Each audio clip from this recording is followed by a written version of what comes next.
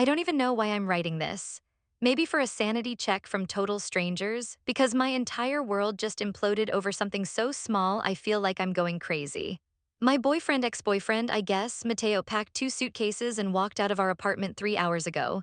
The air in here is thick and wrong. I can still smell his specific, clean scent on the throw pillow he always used. He's not answering my texts, not picking up my calls, just gone. Why? Because of one sentence. No, I'm being completely serious. That's it. One stupid throwaway comment. It wasn't even malicious. It was, in my mind, a joke.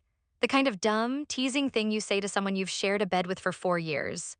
Okay, maybe it wasn't my finest moment, I can admit that. A slip of the tongue. But is a slip of the tongue a capital offense now? Does it warrant this nuclear option? He didn't just break up with me, he erased himself. So I'm sitting here in the apartment that I pay the majority of the rent for, surrounded by the deafening silence he left behind, and I have to ask you, Reddit. Am I the monster here? Or did I just discover I've been dating the most overly sensitive man on the planet? I'm genuinely asking. Because right now, I'm oscillating between my chest, feeling like it's been hollowed out with a spoon, and wanting to smash my phone against the wall for his ridiculous, absurd fragility. Let me give you some context because I think it's important. We've been together for 4 years, living together for 3. I work in investment banking. Yes, it's exactly as soul-crushing as it sounds. I'm talking 70-hour weeks, constant high-stakes pressure, a level of stress that feels like a physical weight on my shoulders. I do it because it pays the bills, all of them. This beautiful, overpriced apartment in the city, my salary covers it. The nice vacations we used to take, my bonus. I'm not trying to throw money in his face, I'm just stating a fact. Our life, the one he seemed to enjoy quite a bit, is built on the foundation of my career. Mateo is a freelance graphic designer. He's talented, he really is. He works from home, creating logos for small businesses and illustrating for online magazines. I've always been his biggest cheerleader. When he wanted to quit his stable but boring agency job to go freelance 2 years ago, I was the one who said, do it. I've got us. I was genuinely happy to provide that financial safety net so he could pursue his passion. It was a no-brainer. With his flexible schedule, he naturally took on more of the household stuff. And he was incredible at it. He's an amazing cook, the kind who makes pasta from scratch. He keeps the apartment looking like a magazine spread, and he handles all the life admin I'm too exhausted to even think about. On paper, it was a perfect modern partnership. I was the provider, he was the nurturer. But if I'm being brutally honest with myself and with you, a part of me always saw it as unbalanced. I'd come home after a 12-hour day of brutal negotiations, my brain completely fried from staring at spreadsheets, and he'd be stressed because a client wanted a logo in a slightly different shade of blue. It felt trivial, I never said that, of course. I'd listen patiently, rub his shoulders, and say, that sounds tough, honey. But inside, a voice was screaming, are you kidding me? I just prevented a client from pulling a $50 million fund, and you're having a meltdown over the color teal. And I knew about his dad. God, did I know. His father is this old school, tough as nails contractor from a family of contractors. A real man's man who thinks anything that doesn't involve calloused hands and physical labor is a joke. He's never once validated Mateo's career. To him, his son sitting at a computer and drawing pictures is just a step above being unemployed. Mateo has spent his entire adult life trying to prove that his contribution, his way of living, is just as valid. I knew this was a deep, raw wound for him. I just thought it was, his baggage. A bit of family drama he needed to work through, something a good therapist could probably solve. I never ever thought it had anything to do with me. So yesterday, the day it all fell apart, it was a Thursday, I had an absolutely killer day at work. We landed a massive account I'd been chasing for 6 months. I'm talking a career-defining win, the kind that gets you a fat bonus and a nod from the senior partners. I was on fire. I walked out of that office building into the crisp evening air feeling 10 feet tall like I could wrestle a bear and win. The city lights seemed to be shining just for me. I was so amped up, I walked past our usual liquor store and went to the fancy one, buying a ridiculously expensive bottle of champagne to celebrate what I thought would be our victory. I walked into the apartment juggling my briefcase, my coat, and the cold, heavy bottle. The first thing that hit me was the silence, but a good silence. A clean silence. The place was spotless, like beyond the usual tidy state he kept it in. The hardwood floors were gleaming, reflecting the lamplight in long, soft streaks. The air smelled of lemon polish and something else, the faint, satisfying scent of freshly assembled wood. Then I saw him. He was in the living room, standing over this huge, flat-packed box for a new bookshelf we'd ordered weeks ago. The thing had been sitting in our hallway like a monument to our collective exhaustion, taunting us, because neither of us had the energy to tackle it, but he'd done it, all by himself. He was drenched in sweat, his gray t-shirt was dark with it, sticking to his back and chest. His hair was damp and falling into his eyes, and there was a proud smudge of grease on his cheek. The floor around him was a chaotic but glorious mess of tools, Allen keys, stray screws, and shredded cardboard. He was holding a wrench in one hand, and when he saw me, he broke into this huge, proud, slightly goofy grin. He looked exhausted, but so damn accomplished. I did it, he said, his voice a little breathless as he gestured with the wrench to the fully assembled, very solid-looking bookshelf standing proudly against the wall. He even gave it a little pat. The instructions were in Swedish, Sienna, pure incomprehensible Swedish. I think I built it with sheer force of will. I think I deserve a medal, or at least that beer I've been thinking about for the last 3 hours. He was beaming, utterly radiant with the simple pride of having built something with his own two hands. And in that moment, seeing him like that, so physical, so raw, covered in the evidence of actual, tangible labor, a stark contrast to the abstract, digital world I live in, something just popped out of my mouth. It wasn't thought out, it was just a stupid, impulsive observation, delivered with what I genuinely thought was a playful, teasing, even affectionate smile. I thought I was validating him, acknowledging the effort. I looked him up and down, from his sweaty hair to his tool-gripping hand, and I said, "Wow. You finally look a bit like a man's." The smile vanished from his face. It didn't just fade, it was like a switch was flipped, plunging the room into a sudden, cold darkness. He just stared at me, his chest still rising and falling from the exertion, but his eyes were completely still. The pride, the accomplishment, all of it just evaporated, replaced by something I couldn't read at first. It was a blankness that was more terrifying than anger. He slowly, deliberately placed the wrench on top of the cardboard box. The clank of metal on cardboard was the only sound in the room. He wiped his hands on his jeans, not taking his eyes off me. "What did you just say?" he asked. His voice was quiet, dangerously quiet. "I was just kidding, Matteo," I said quickly, a nervous laugh bubbling up. The champagne bottle suddenly felt heavy and stupid in my hand. "You're all sweaty and you just wrestled this beast into submission." "It was a compliment." "No, it wasn't," he said, his voice flat. He walked past me into the kitchen, grabbed a dish towel, and started methodically wiping the grease from his cheek. He wasn't looking at me anymore. He was looking at his own reflection in the dark kitchen window. "Sit down, Sienna." I followed him, my heart starting to beat a little too fast. "Matteo, come on, don't be like this. It was a dumb joke. I had a great day, I bought champagne." "Oh, sit down." He pointed to the dining table. I sat. He leaned against the counter, the dish towel crumpled in his fist. He looked so tired. Not the physical tiredness from building furniture, but a deep, soul-level exhaustion that seemed to age him in seconds. "For 4 years," he began, his voice low and measured, "I have listened to you talk about your work. The deals, the pressure, the numbers, and I have supported you in every single way I knew how. I handle this home so you don't have to. I make sure you have a calm place to come back to after your war zone of an office.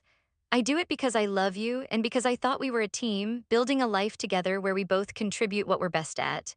He paused, taking a shaky breath. "And I do what I do, my design work, because it brings me joy. It's my way of putting something creative and positive into the world. It's the antithesis of everything my father stands for." "Everything." He finally turned to look at me, and his eyes were glistening. "My entire life, my father has held his version of masculinity over my head. The dirt under his fingernails, the sweat on his brow. He thinks my work is worthless because it's not real work.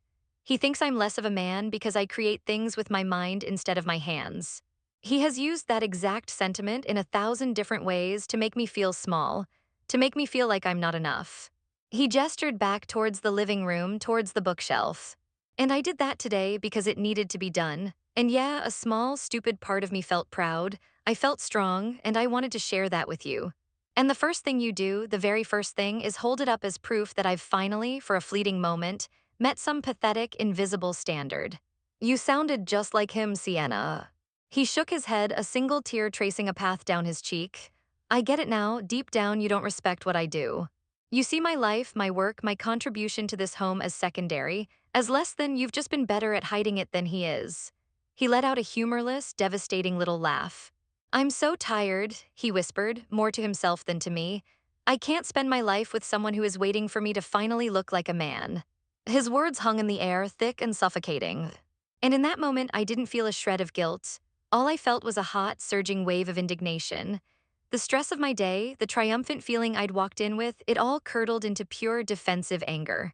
How dare he turn my victory into this pathetic therapy session? Oh, for God's sake, Mateo. The words flew out of me, sharp and dismissive. You're going to turn one stupid joke into a federal case? I just closed the biggest deal of my career today. I came home wanting to celebrate with you, and this is what I get. A lecture about your daddy issues. His face flinched as if I'd physically slapped him. The hurt in his eyes was so raw, so visible, but I was too far gone in my own self-righteousness to care. My daddy issues, he repeated, his voice barely a whisper. Is that what you think this is? What else would I call it? I shot back, standing up now, my voice rising. You're twisting a clumsy compliment into some grand betrayal because you're insecure. I'm the one out there, grinding away in a shark tank every single day to pay for this apartment, this life. Does that not count as real work to you? Who pays the rent, Mateo? Who pays for your fancy art supplies and your organic groceries? I do. I carry the weight of our entire world on my shoulders, and you're falling apart because I made a joke about you looking strong. The hypocrisy is breathtaking. I was practically yelling now, the expensive champagne bottle still in my hand like a weapon. Maybe if you had to deal with a tenth of the pressure I do, you wouldn't be so fragile. Maybe you'd understand what real stress looks like, instead of having a breakdown over a bookshelf and a misplaced word. The moment the words left my mouth, I knew I'd gone too far. It was like watching a car crash in slow motion. I had taken his deepest, most vulnerable wound and poured salt, acid, and gasoline right into it. He didn't yell back. He just deflated, all the fight, all the hurt, all the emotion drained out of him, leaving behind a terrifying calm. He looked at me, but it was like he was looking right through me, at a stranger he'd never met before. The look wasn't anger, it was something worse. It was assessment, it was finality. He nodded slowly, a small, sad, almost imperceptible movement. You're right, he said, his voice completely devoid of any emotion. Thank you for making it so clear. And with that, he turned and walked into our bedroom. I heard the closet door slide open. I heard the distinct sound of a suitcase being unzipped. For a few seconds, I just stood there, my own angry words still echoing in the kitchen.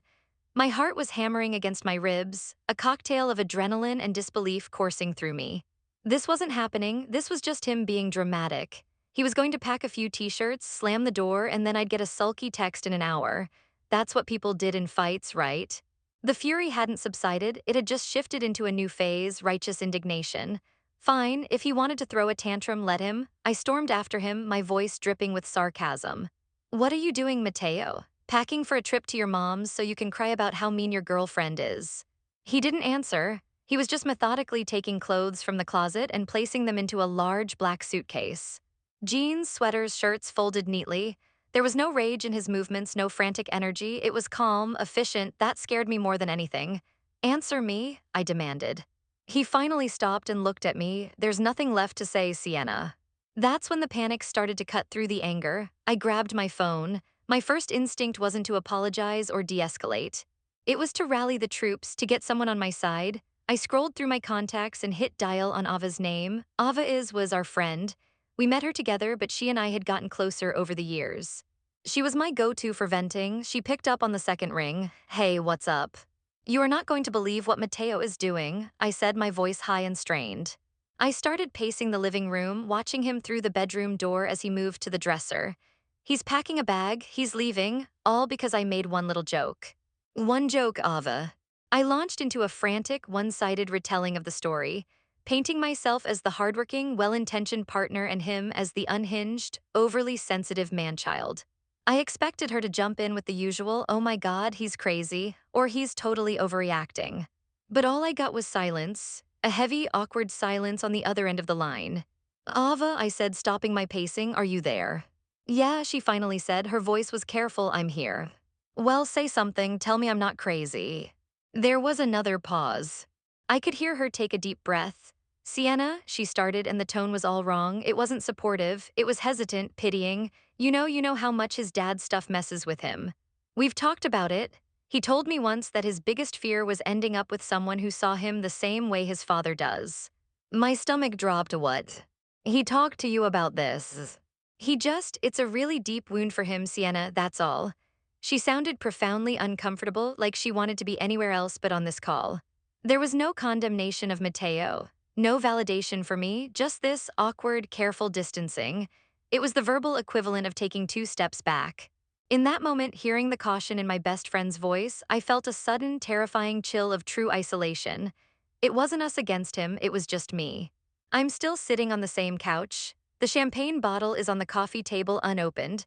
It looks obscene now, a monument to my own stupidity. I keep replaying Ava's voice in my head, that careful, pitying tone. She didn't take my side, she didn't even stay neutral. She just held up a mirror and I hated what I saw. So I'm writing this post, I guess, shouting into the void because the silence in this apartment is too loud. I'm still angry. A part of me is screaming that he's unfair, that he's weak for letting his past destroy our future. I want to text him and call him a coward, but that's the part of me that's talking to you, Reddit. The tough, defiant part, the other part of me, the one I don't want to admit exists, is just broken. After I hung up with Ava, I just sat here, numb. An hour went by, maybe 2. I got up to go to the bathroom and my foot kicked something under the desk in the corner, the one Mateo used for his design work. It was a cardboard portfolio box, not one of his usual ones. My hands were trembling as I pulled it out and lifted the lid. It wasn't filled with logos or illustrations. It was a trip, a whole, meticulously planned trip to the Italian countryside for my birthday next month. There were printouts of a rustic-looking farmhouse he'd booked on Airbnb. Hand-drawn maps of little towns he'd circled, with notes like Sienna would love this view and best gelato here. There was even a receipt, paid in full, for a 2-person pasta-making class at a local cooking school. He was going to surprise me. All this time I was seeing him as the guy who was just coasting, enjoying the life I provided. He was in the background, quietly, lovingly, building a future for us. A future full of gelato and pasta and beautiful views. A future he must have been planning for months. A future I destroyed in 10 seconds with one ugly, careless sentence. So yeah, maybe he is being unfair, maybe he is overreacting. That's what I'll tell everyone at work tomorrow. But as I sit here, staring at a hand-drawn map of a place we'll never go, the only thing I can feel is the crushing weight of what I've lost. And the sickening realization that I'm the one who broke it.